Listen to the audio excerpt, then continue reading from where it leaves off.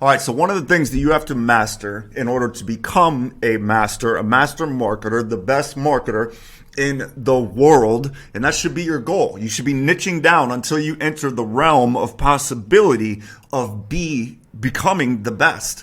And then you kind of branch back up from there. One of the things you got to master is long form sales letters. And right now I'm going to go over that, the structure, the basic structure for long form sales letter. We're going to look at Russell Brunson's long form sales letter for a webinar. He uses a long form sales letter to sell how to sell on a webinar. He doesn't use a webinar to sell how to sell on a webinar. He uses a long form sales letter. Most people cannot pull this off right now.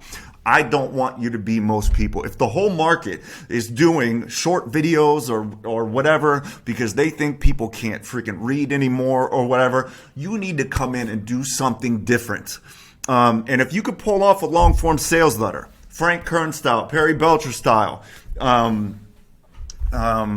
Russell, me, whoever, it's you're gonna set yourself apart, and that needs to be something you're thinking about constantly. How do I set myself apart? How can I be different from everyone else? If everyone's doing webinars, don't do webinars. I did webinars when no one was doing webinars.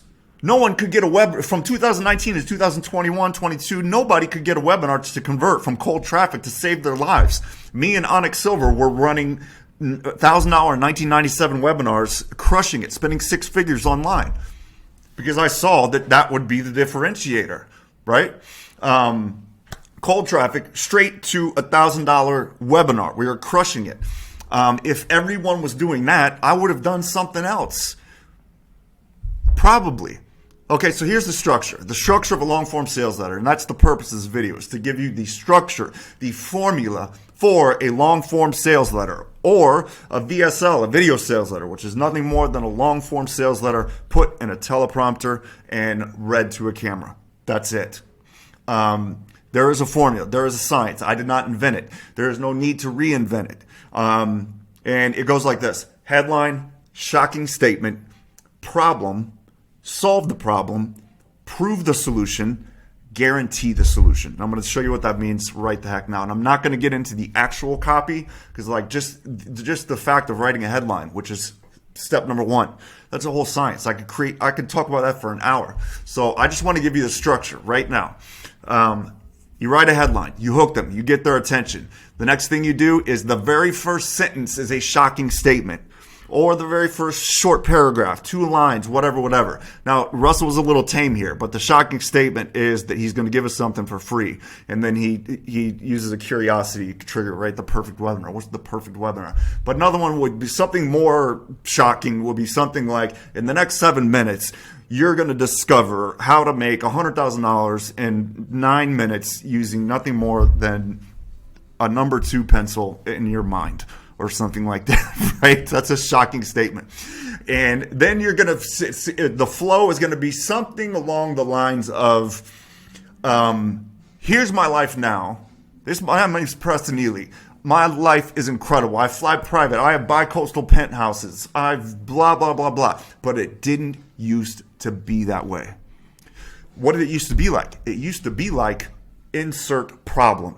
And that problem is going to be what you know is the main problem your customer is facing in their journey to get what you have to offer.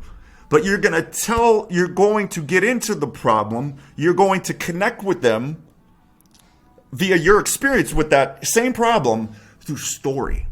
Everything, the very best sales letters, the very best product launches, I did a product launch once that lasted a year.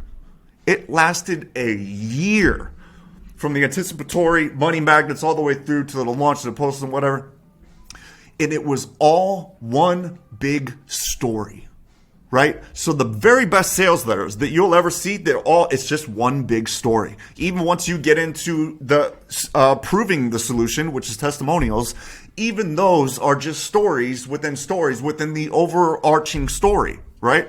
But let me just stick to the structure. Headline, shocking statement, tell your story, right? Aggravate the problem. And in Russell's case, so he's selling how to make money with webinars. He gets into how he sucked selling on stage. And I actually was there for the first time he ever sold on stage ever. It's so hilarious. And then he mastered it. He figured out how to do it, but then he realized that selling on stage sucked and there was a better way to do it. So, and that was super smart because not everybody is even interested in webinars. So he's like, to hit those people, like somebody that may not even know what a webinar is, he hits that just to bring those people in by selling them on the very concept of webinars in the first place. Right? So that's really smart. So another example of that would be like if you were trying to sell somebody on the idea of real estate investing, right? Well, this person that came into your funnel from cold traffic, they're just interested in making money. You don't know for a fact you've got this secret strategy in real estate. But that exists within the world of real estate investing, which you don't even know for a fact the person reading your letter is interested in. So probably half of the people will already know exactly what you're talking about. 75% maybe, let's say, because you've vetted them via ads and clicks and stories and content and whatever. But you don't want to lose that 25%. That person who doesn't know anything even about real estate investing or webinars. Listen, just in case you're speaking on stages right now, that sucks. Do webinars. All right, now let's get back on track. So he figures out how to do webinars, and then he cracks the code on webinars. And then, so I just want to share with you, I'm just basically, I wish I had more time. So this is the story about how he failed when he's, I thought he did decent. Nobody bought. And, so that sucked.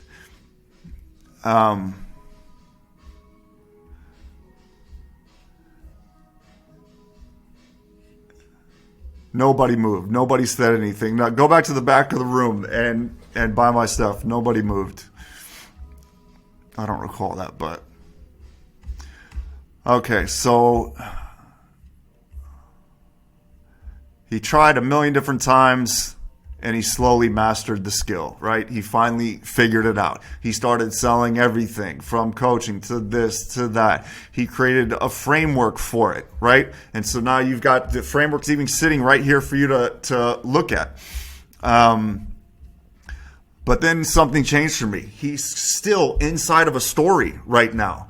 And then he gets into the idea of webinars and how he developed the webinar.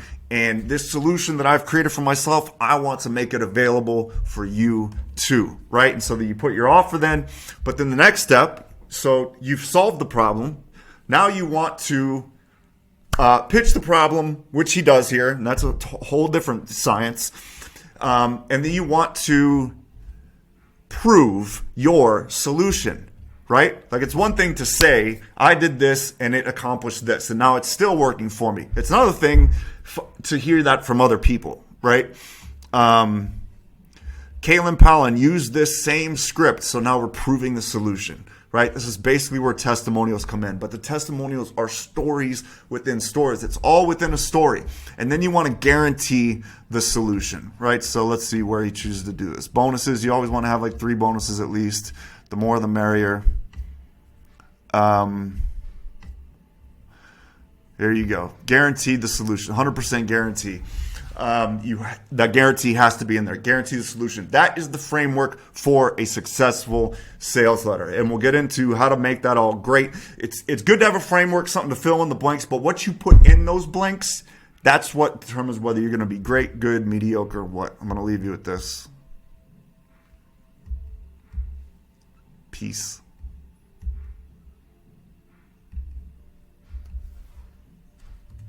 One of my friends, Preston Eli, he wrote this blog post. This is probably 10 years ago. It's my favorite blog post on the entire internet. And it's the funniest thing ever. But he goes through like his routine, his daily routine, thing after thing after thing. But my favorite line is he goes through this whole thing about supplements he takes and all that kind of stuff. And he stops for a second in this blog post. He's like, you ask why? He's like, because Tony Robbins told me so, and I obey all giants with money, helicopters, and stage presence.